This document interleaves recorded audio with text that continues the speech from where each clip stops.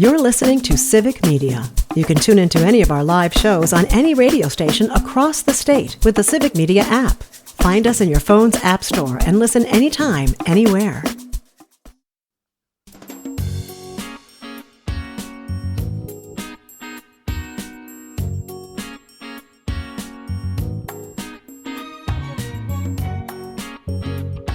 Live across Wisconsin on Civic Media, you're listening to Mornings with Pat Kreitlow, powered by Up North News. Now, from our Lake Wissota studio, here is the founding editor of Up North News, Pat Kreitlow. It is I, the aforementioned Pat Kreitlow, on this Monday morning, June 9th. Welcome back up north, 8:06 here on Lake Wissota, and Brittany Merlot's going to have the forecast. We're going to check in with John and Gordy down in Madison in just a bit.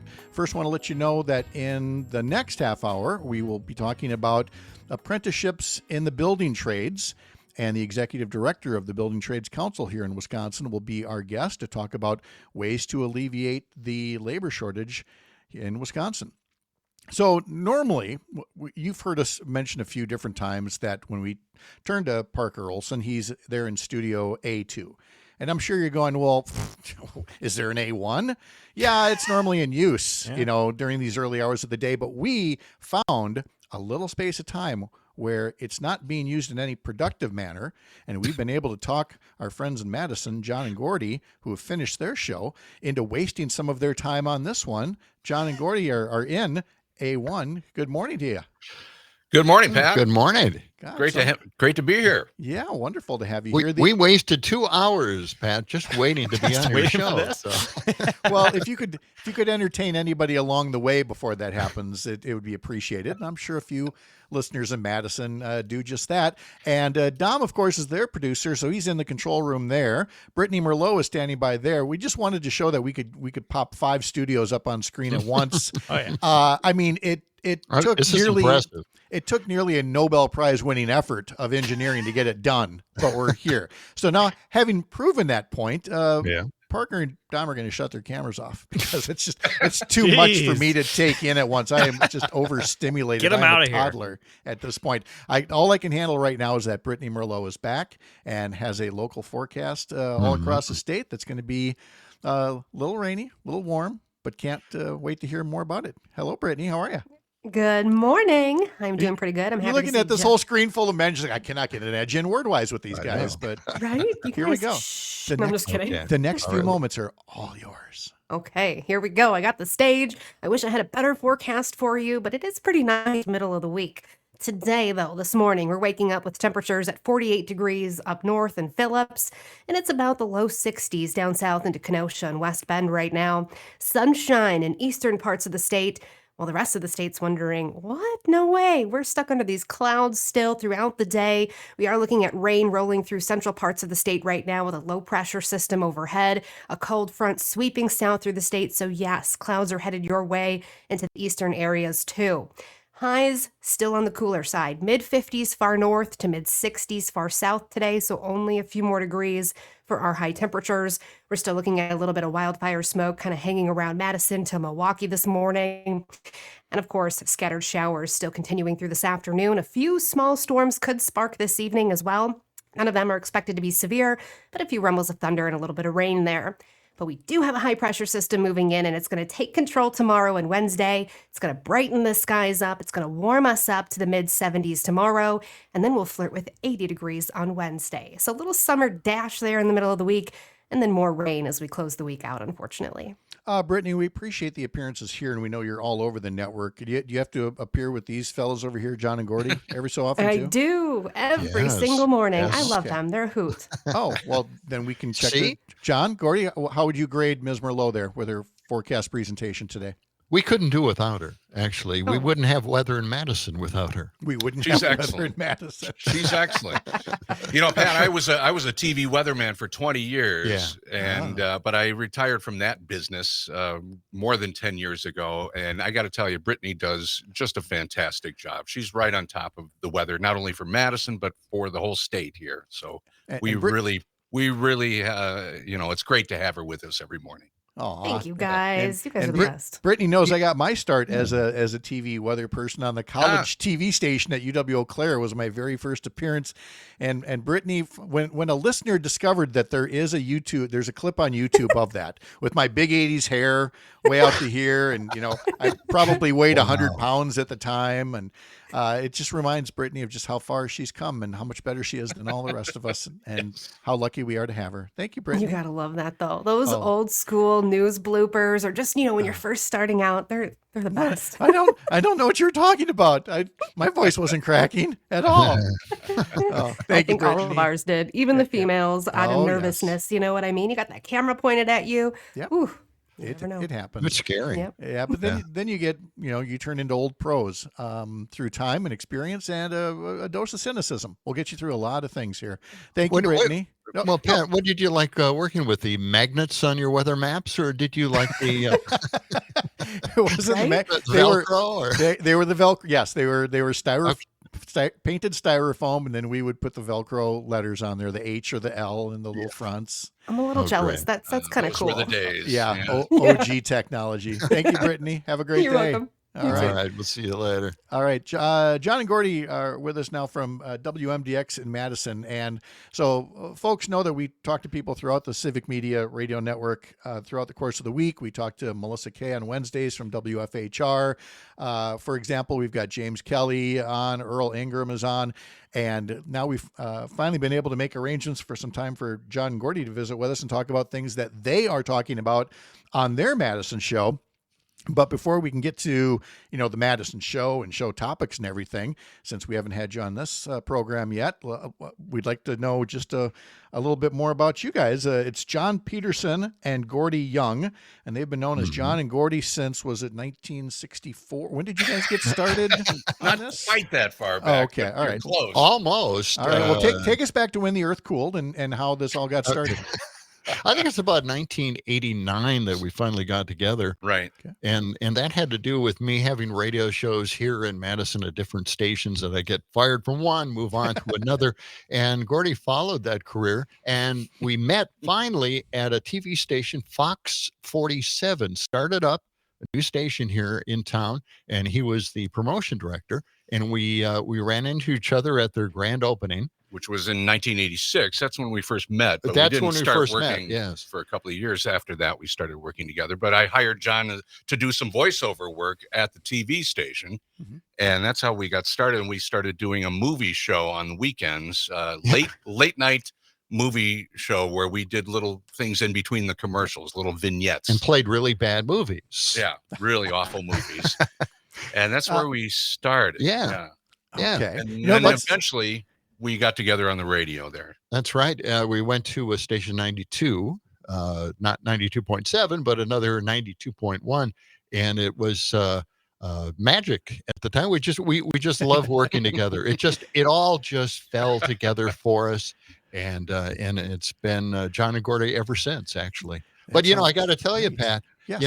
we got that radio station in Waukesha, WAUK, and that's where I started. That was my first on-air radio job, working at WAUK in like 1978, 79. Oh, yeah. Do you know, though, of all the people who tell stories about first jobs and all that, there's nobody out there that has stories quite like early radio stories. Like my first station was WAQE in Rice Lake, and it was in kind of an old duplex or something. WBKV in West Bend. You're in this basement studio where they didn't have anybody to clean the toilets or the bathrooms or anything. So everybody had to pitch in. Everybody's got some story about those first radio jobs and how unique they are when you get going. Yeah. Oh yeah. Yeah, my first station was WNNO in Wisconsin Dells, and that was a wonderful place to start out because we had a window on the street. We were right downtown, and of course in the summertime it was just crazy tourists coming by and banging on the window and trying to get your attention. And but like you said, you do everything. You do everything from empty the waste baskets to sweep the floors to doing some commercials. We wised up this time because now we have a city view. We overlook State Street, the State Street in Madison, Wisconsin, and we're a second floor office. So now no one can knock on our windows and try to get our attention. We literally look down on folks, That's as they're walking up and down State Street. That's our slogan. We look down on you. You mentioned the late night movie thing, and that actually ties into how I met my wife.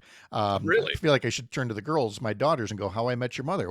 I was working at the college TV station, the aforementioned one, and was again hosting kind of the late night movie thing. And I signed off after the movie saying, "Well, I'll see you down on Water Street," which of course is in Eau Claire where all the college kids go.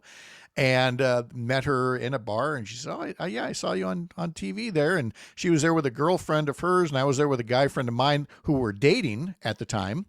And Sherry and I just kind of got to talking, not realizing that our friends were having a disagreement about something and broke up right in front of us. And each left, and neither one of us was a good enough friend to go with our friend. We were like talking to each other. So we just kind of kept talking after that. And we're still talking 41 years later here. So that's great. It all started with the late night at the movies. Was that the extent of TV work for you then? Or? Well, no, we had another show. It was on cable. Remember cable access? Oh, okay. Yes. So they had cable access shows all over Wisconsin. Yeah, think about Wayne's World. It was kind of like that. Yeah. And our show, we invited all the other DJs from other radio stations, competing stations, all the other local TV people to come on this cable access show. And it was pretty fun. And we had local bands, and we did that show once a week for a couple of years. Local, very controversial business entrepreneurs in town. Yes. A strip club, just to mention one.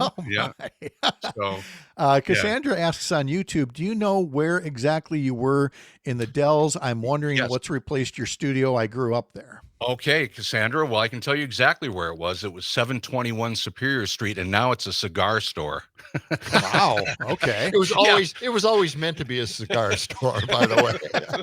It's funny. I stopped in there a couple of years ago, and the layout is exactly the same. Where the rooms where the studio was, everything else, it's just filled with cigars and accessories. But that's where it was. Yeah, right next to right next to Fisher's Bar, if you know where that is in Wisconsin Dells. So, Cassandra, there you have it. There. Yeah. All right.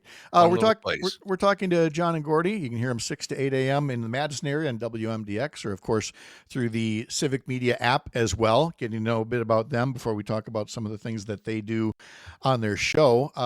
So guys, family in town, kids, grandkids, great grandkids. You guys might be a very fertile family. Well, actually, I'll tell you what. I've got two Gen Zers living at my home. One lives upstairs in our apartment that we have in our home, and the other lives downstairs in an apartment that we also rented out at one time. So they're both living at home. I hear from them all the time. They keep me updated on all the latest news. I keep them updated on all their tech with the money I make. Yes. And it's a wonderful arrangement. I love having them around. Oh, that's great. It's great stuff. Okay. Yeah, and I live in Madison. My daughter lives over in Fort Atkinson, about 45 minutes east of here. And my son lives in South Bend, Indiana. He's got a business there, working at an art supply place, or an art house, I guess you would say.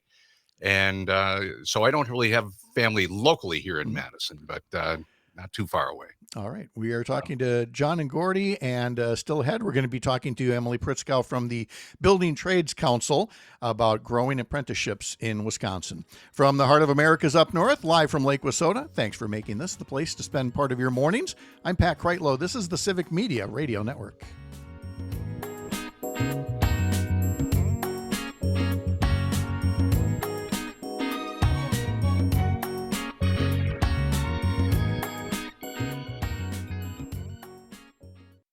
You're listening to Civic Media. Stay up to date on the latest news and information for your local community and Wisconsin by signing up for our free email newsletter. Visit civicmedia.us/email to get started.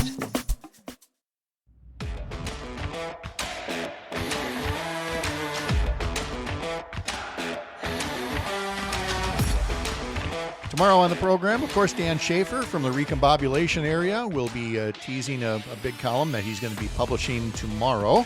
And then we'll also have Chad Holmes from 98.9 WXC Open Wausau talking about stories that he's doing for Civic Media and the people that he's talking to up in the Wausau area. On Wednesday, we'll do that with Earl Ingram from Southeast Wisconsin and also Melissa Kay from the Wisconsin Rapids area. But now to our Madison area, where we have hired two new intrepid correspondents to talk about what's happening around there. That, of course, would be John and Gordy, John Peterson and Gordy Young from WMDX there in Madison. Their show 6 to 8 that you can hear on the radio in Madison or, of course, through the Civic Media app. Mm-hmm. How long of a hiatus or whatever was it before you started doing this show on Civic Media again? Only 29 years. Yeah. Oh, okay. So, so you looked at the Eagles, they're 14 years, and said, no, amateurs. We can outdo them. Yeah. I had actually moved to South Bend, Indiana in 1994. And so I was there for about 20 years before I moved back a few years ago. And then John and I kind of reconnected a couple of years ago, started here a year and a half ago. And then Catherine Lake, who became the program director here at the station, reminded everybody that we still exist by bringing us together and putting us on the air in the mornings. We had known her back in the 90s, and actually we helped start her career, she claims, right? Yes. Right? She worked for a public station here, Wart. A community. She did the morning show from a restaurant, which is like a dream come true for me, because if you can get donuts and coffee just endlessly and do a radio show, that's like heaven. I did tell the story about how my first job up in Rice Lake out of college ended up being done a talk show at the lunch counter of Heckle's Big Steer. And getting free breakfast out of that deal. Hey, there's the aforementioned Catherine Lake now to defend her honor. Well, Gordy actually finally, for the first time, admitted that they really did start my career. I was on the community radio station with about 18 listeners, and they would call me from the commercial radio station, WMAD, just to talk to me while I'm doing my show. We simulcast. Yes, we simulcast. So I got time on a commercial radio station, and then they got fired, and I took their job. Yep. The end. And now she's running away. And then she runs away. I like how she knows how to do that. I'm not putting on headphones, Kreitlow. I don't want to hear your retort. I'm just going to say what I got to say, and I'm going to move on from there. That's actually true, though. She did take our jobs after we got fired from that station, starting her career. Well, we didn't exactly get fired. They turned the station off. Yeah. Dark. Well, that's one way to go about that it. Helps, Yeah. I mean, it's like when the host just turns off the lights, and everything, and it's up to the guest to figure out, I guess the party's done. I guess it's time for us to go now. We got the message at that point. Yes. Yeah. When you're doing a show in Madison, folks all around the state probably think there's a lot of fertile ground there. And I would imagine both ways that you've got your quirky people, but I know I've lived there briefly and served as a legislator. You also have some of the kindest, most big-hearted people you'll ever meet are in that area as well. Do you think of the show more as like an interview show, a call-in show, or more like storytelling about things that you see and do in the Madison area? Well, I think it's more like storytelling. We do get a couple calls. Maybe one. Yeah. Wait, no, maybe every once in a while we coax somebody to give us a call with money. But we actually like to tell stories and kind of give the temperature of what this town is all about and what the state is all about, and the temperature of the country, and the ice problem out in California we were talking about this morning. We also talked about Ron Johnson and his ties to China, which is something I found out from a Milwaukee magazine, Urban Milwaukee, from Bruce Murphy. He wrote about Ron Johnson's ties to China and making a lot of money there while he's been senator. So yeah, we touch on a lot of different things here. What's going on at the Capitol now that the Republicans are back in session? We do hit the political stories, and we do hit overnight news and breaking news, such as this morning, really, with LA and the situation there. Yeah. But we also try to find, and it's tough to do nowadays, the funny in the story. How can we lighten the load a little bit, because there's so much heavy news, some tragic news some mornings. So we're always trying to find something to lighten it up. Here's a secret, Pat. We do talk about some serious subjects here, but in order to make it a light, happy, bubbly morning show in Madison, we throw in a little Trump here and there because he's the clown. He's the guy who adds the jokes. So isn't it interesting that after he won, that we all at Civic Media had to get together and figure out there is a path there where you're not all doom and gloom and people get mad and depressed and then they want to tune out. Right. And on the other hand, if you can't ignore it entirely, because these are important issues that are going on. And other times, I mean, you're right. It's like a clown car, and where the paperwork mistakes, the court mistakes, the things that in our previous lifetimes, which wasn't that long ago, would get you fired or impeached or convicted. And now it's just part of the show. It's just part of the show, That's exactly how it is now. And, we were just reviewing how we got into this mess in the first place where we fear immigrants in this country. Yeah. And if anybody remembers, could you play this? We've only got about a minute left. I just want to play a quick. Oh, no, we don't have any time for that. But, there was a song about eating dogs and cats. Everybody remembers that one, that's remember? Right. Yes. Right. And that kind of fed into this fear of immigrants eating our pets. Yeah. And how crazy that is, right? And it's so crazy that everybody would catch on to the fact that they're being manipulated. And yet, here we are today. And yet, here we are with no shortage of content. John and Gordy, great to talk to you. We'll talk to you next week. Thank you so much. Yep. Thank you, Pat. Yep. We appreciate it. Have a great day. Coming up next, we're going to talk to Emily Pritzkow a bit about the building trades and apprenticeships here live from Lake Wissota. What a great place to spend part of your mornings. I'm Pat Kreitlow. This is the Civic Media Radio Network.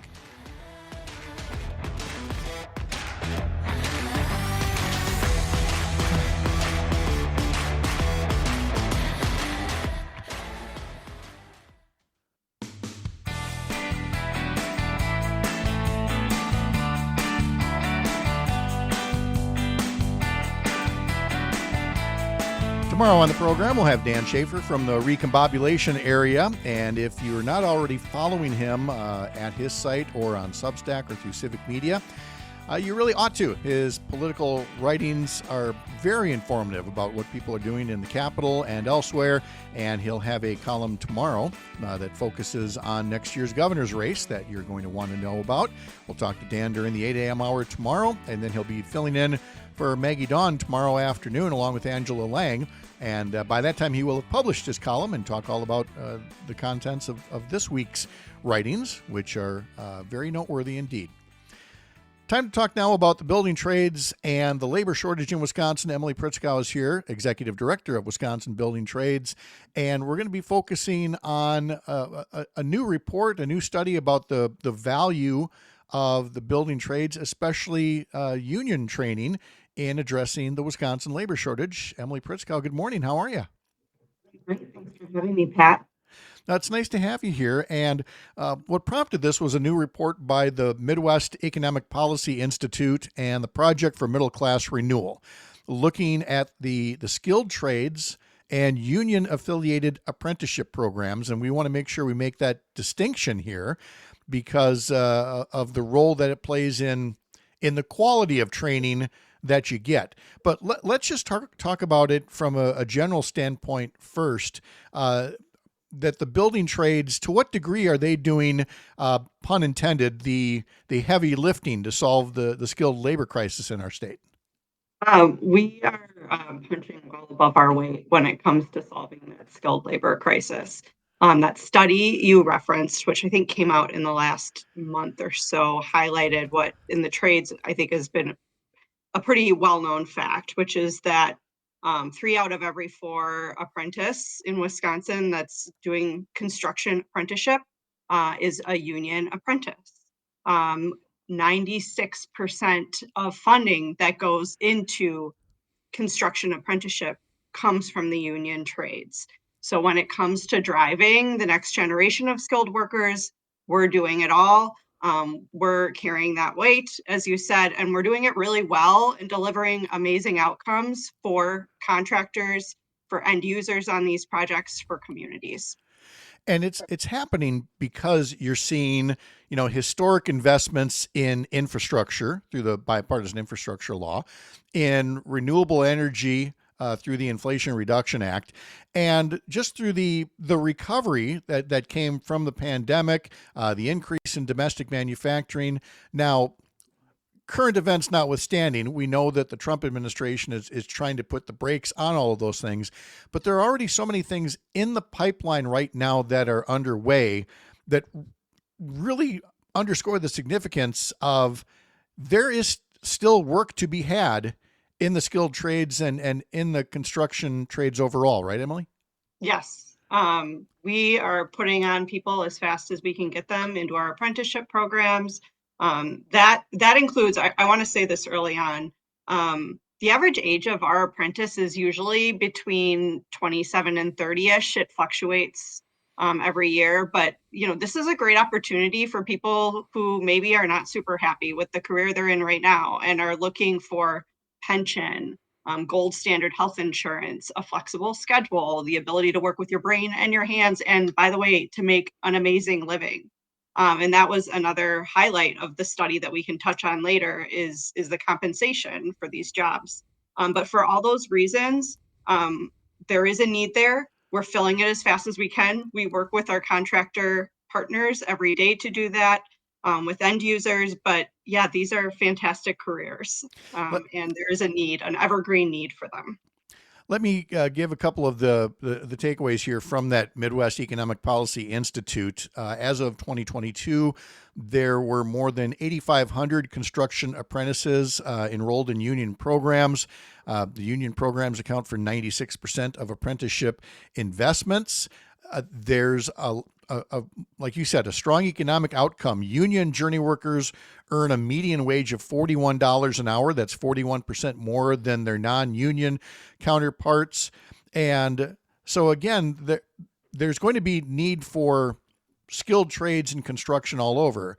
But this report really seems to affirm that, you get what you pay for, and that it's these union trained apprenticeships that are providing the most bang for the buck. Correct. Another thing the study shows, no knocks on the UW system, but the typical construction journey worker is making, believe, 24% more than someone with a bachelor's degree from a UW system school, and they're making 5% more than someone with a master's degree from a UW system school. Wow. So yeah, it's pretty incredible. I think the trades have always been sold as this alternative to someone who maybe, a four-year degree is not a good fit for them. But we're really competing or exceeding the outcomes for those other career paths. We're talking now with Emily Pritzkow, who's the executive director for the Wisconsin Building Trades Council. There's another part of the report that is certainly worth noting, and that is the difference between states that have something called prevailing wage and states that don't. So before we explain the difference, let's talk about what prevailing wage is and whether Wisconsin has it or not. Yes. So prevailing wage in general, it can be very complicated the way it's calculated. So I won't go into that. But it's basically a survey that is done of wages paid to workers in similar roles within a similar area or region. And it serves as a compensation floor for construction workers. It basically ensures that there's a baseline for compensation, benefits, all of that is taken into effect. And then it ensures our workers are fairly compensated for their work and that they're earning a wage that allows them to support themselves and their families. A natural byproduct of that with prevailing wage is you generally have the funds from those prevailing wages staying in those communities. It increases the hiring of local workers in general. And it has all kinds of other beneficial outcomes you can guess. When you are coming to an industry that does have an aspect of it that underpays, misclassifies workers, and tells them that we are going to set a floor here, we're going to set a minimum wage for these construction workers, and this is what you're going to pay them, and it's going to be family supporting. And unfortunately, in Wisconsin, That was repealed under Governor Walker. So we are not operating in a world here where prevailing wage exists. On federal projects, it still exists. And it leads to those outcomes we see today. And as the study pointed out, these amazing numbers we're seeing for apprenticeship with outcomes, with completion, we could grow those at a much faster rate when you compare to our neighboring states. If we were to restore prevailing wage here in Wisconsin.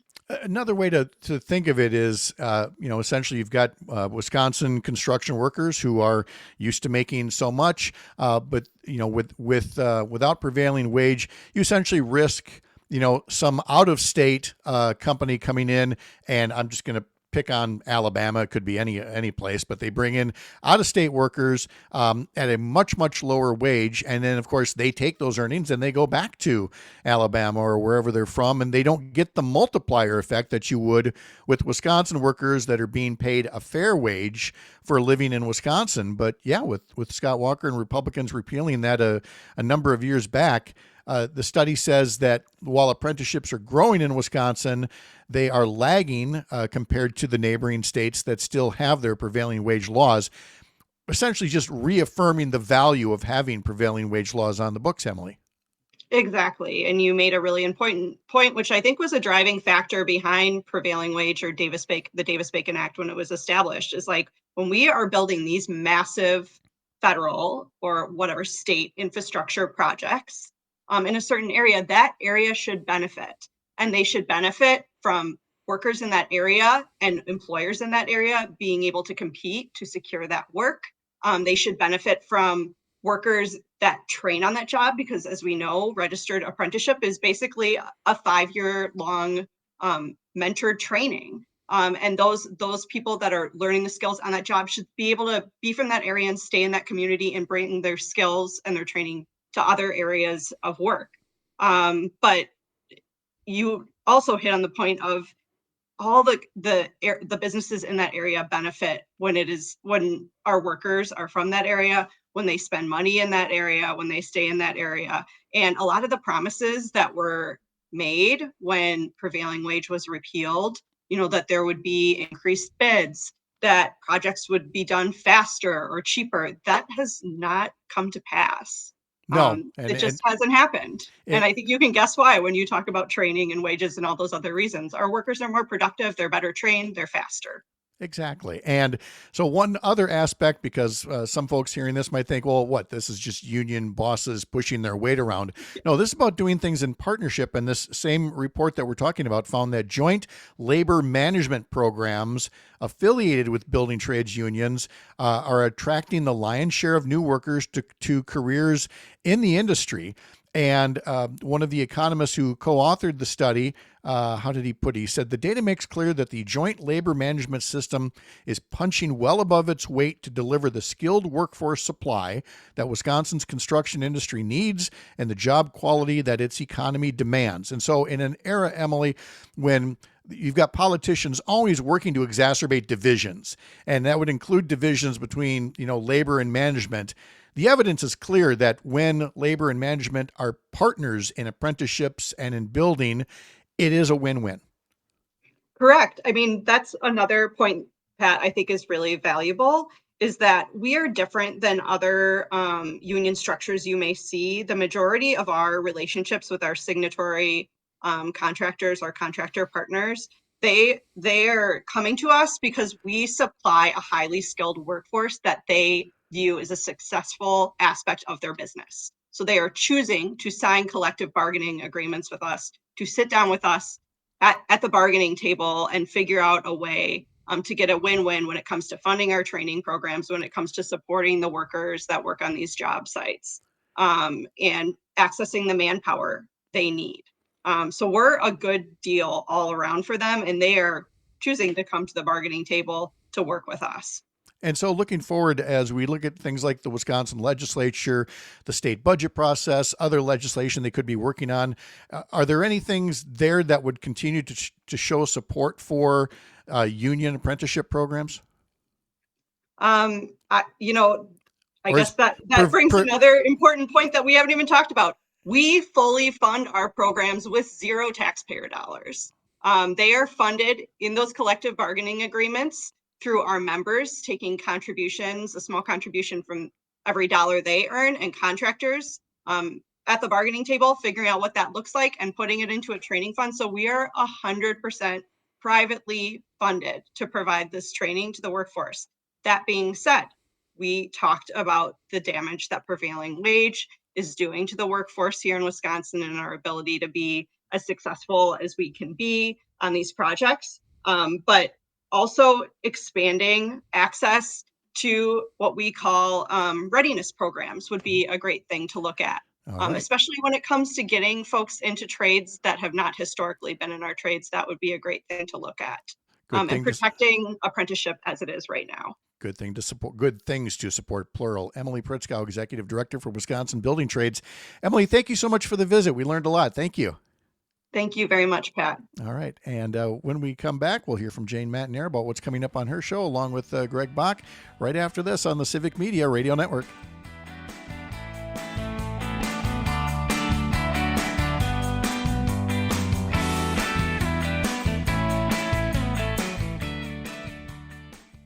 You're listening to Civic Media. Find the latest news, information, and archives of all your favorite shows on the Civic Media website, civicmedia.us.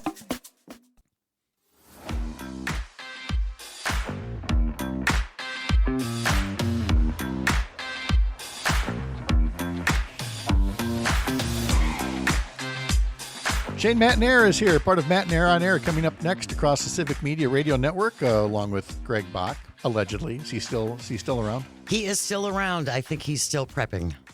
He's prepping? He's prepping. Okay. See, I know what you mean, like getting the stories and the material and everything, but I wonder how many people hear that and it's like, oh, he's still at the makeup mirror? Just got to get everything just so, That's always our biggest concern on in radio on air is making sure we're fluffed. Having that just right. You told me during the break you were a slug over the weekend. How cool was that? I was the slug of slugs. I did some stuff on Saturday. I did some errands, and I went to the grocery store, and I went to the library, which is like my once-a-week happy place. Now I love going to the library. And yesterday, I did nada.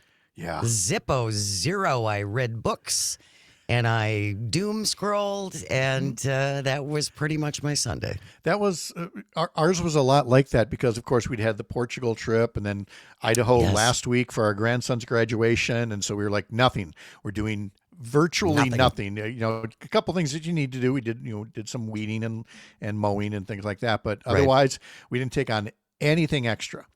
And I think to do that, and I don't mean to throw my wife under a bus, but I did have to say repeatedly heading into the weekend, we're not going to do too much. We're not going to do too much. We're not going to, because it starts Remember, off, honey. and I know that sounds like the lazy husband thing, but what happens is, it starts with a little bit of weeding. And then the next thing you know, you're rebuilding one of the wood piles, and then you're doing this. And then suddenly you are more exhausted than if you'd done a regular work day. Yeah. So the point I was trying to make is all things in moderation. Just little bits. Yes. Little bits. And get something done here. Jenny putting on YouTube, doing nothing is my favorite. And Tony putting it, you went to camp, sit on my couch too. Yes. Thank you for that, because I'm one of those, I always feel bad. It's like, because you look around and it's like, I know I should do that. Speaking of weeding, I know I should do that. I know I should I should do something about this pile of papers on my kitchen table, which has been there for 4 months. Nah, I'm not going to do that now. It'll be there later. I was going to say, it'll still be there. That's the thing, Who do you have on the program today? Well, we do have Mr. Global scheduled for 9:30. Unfortunately, I am still waiting for a confirmation from him, so we will see whether or not that comes to fruition. We are efforting Mr. Global. Okay. Mr. Global, Matt Randolph, an oil and gas industry expert, supposed to be joining us after 9:30. And then in hour number 2, State Representative Christian Phelps will be here. We're going to talk about education, among many, many other things. Later on in the show, Pat, at 10:30, it's a segment we called Audio Sorbet, where we try to lighten things up a little bit and get away from the news. Our question today for Audio Sorbet is, what is the dumbest way you've hurt yourself? Oh, okay. A lot of possibilities there. Yep, especially now as the years go on. Yes. There have been times where I'm like, how am I going to explain that? Yeah, I was just whatever. The dumbest way you hurt yourself. We're going to talk about that around after 10:30, and then we will wrap up the show as we always do with This Shouldn't Be a Thing. Today it is the Cornclave edition. The Cornclave? Cornclave, yes. Okay. There's a visual included in this. I encourage you to stick around for that coming up at the end of our show. Okay, and I should let folks know that on Todd Alba's program, State Senator Kelda Roys will be on around 2:30. Matt Rothschild is guest hosting for Maggie Dawn later today, and then tune into Pete Schwaba tonight as well. And then as I'm looking ahead on your program here, you've got improving math scores Yes. on Wednesday. Yes, there is a school district in Wisconsin that has taken a different approach to how they teach math, and I'm very excited to talk to him. That's coming up on Wednesday. I'm hoping that I can take a remedial course on math, essentially. But I do think it's interesting, Pat, because everyone learns so differently. Yes. And I'm really curious about the way that they're approaching this as opposed to the way that perhaps you and I were taught. Because I got to Alg 1 in high school, and it was like, yeah, I'm done. I like geometry because I got to play with the protractor. That was fun. See, and it was geometry that killed me. Although, I mean, The proofs? Yeah, and I will. Yeah. I'm I so will happy just you say- just said proofs. Oh my God. Look at Parker's. The proofs, yep. Parker's. It was definitely a case for me, and I'm not saying the teacher was wrong, but it was definitely a case of I really feel I could grab this if you would slow down. But we were right off onto the next unit, and you felt yourself falling behind, and it's such a helpless feeling when you're not saying I'll never get this. I'll get this. Just give me another minute or two here. Or take it in a different approach. So I'm very much looking forward to talking to this principal. That is coming up on Wednesday, I believe. Brad Sturmer is going to be joining us to talk about math education. And it gives me a chance to bring back out my protractor and my compass and play with those things. 'Cause that was a lot of fun. I like making circles. And nowadays, would anybody get a protractor? Because remember the Now it'd sharp be a point? weapon. It'd be a Yeah. weapon. It's a shank. The Yep. protractors. You couldn't possibly. And of course, everybody right now younger is going, well, wait, don't I have one of those on my phone? Your phone can do everything Exactly. else. Yeah, exactly. Do they still have Bunsen burners in high school? That was another thing I liked to play with. Another thing I look at and go, wow, they let us do that. Little explosive devices, yes. There were a lot of things. There was a lot more trust back then. Even baseball games. Do you remember Bat Day? When you got an actual Louisville Slugger bat, Yes. if you were going to see the Brewers or the Twins or whatever, Yes. and everybody would pound their bats, on the metal stadium floor, and it would get crazy out there. And now we look at them and go, would you give 25,000 people a bat? A bat? An actual bat going into a ball game? Of course. You would not. Of course, they used to let us play with jarts, too. So I was the last of 6. I figured my parents figured, if we lose one, we still got 5 more. It's fine. Amazing. We are still alive. Jane Matenaer is coming up next, along with Greg Bach from Matenaer on Air. Thank you. Have a great start to the week. You as well, Pat. Thank you so much. Take care, you guys. All right. We'll see you, Parker. Thank you so much. As always, have a great day. We'll see you at 6 a.m. tomorrow. Hope we'll see all the rest of you here as well. We'll be talking to Dan Schaefer, talking to Chad Holmes from Wausau as well. I'm Pat Kreitlow, founding editor of Up North News. Up North News is the Wisconsin digital outlet for Courier, a pro-democracy news network. Have a great Monday. See you tomorrow here up north.